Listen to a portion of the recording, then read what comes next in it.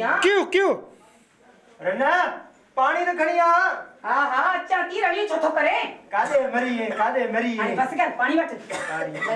मरी वई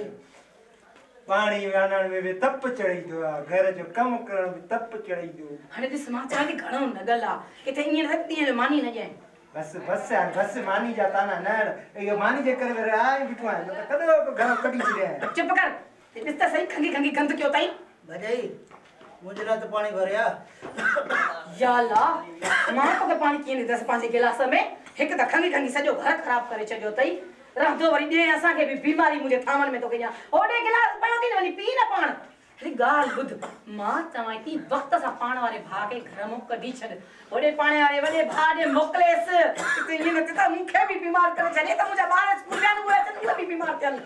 किरोना कौन तो जो सबके बीमारी करो खंग तो नॉर्मल है ठीक थी तो पानी पिया पड़न पट्टी पानी पिया है उस मां चवाई थी कि ते ये न त मा को विसरी वने तुम जो मरसा बाकी छा मां मुसना है छा चुप कर वे मां जी बिया मोटी है जाना मानी क्या थी मानी करे मोटा तो भाणे के घर में न देसा ठीक है ने घणो न गला जो जुल्म करे थी पाणन पट्टी सो चाते लुड़वा चाते पिण ही में बुढ़ी मरण जो मकाम हा अरे जाने केतरो भी नहीं वडो भाव पी जी जाए ते हुंदो आ अरे उन्हन को पुछ के भाइर न आइन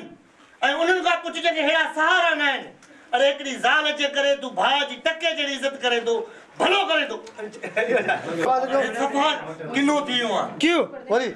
अरे सफा किनो है बेती तो दियो आ चढ़ भाई जी इज्जत न तो करे मां तू जू गालियो सब बुधियो हां तुझी चयो मां ने के कद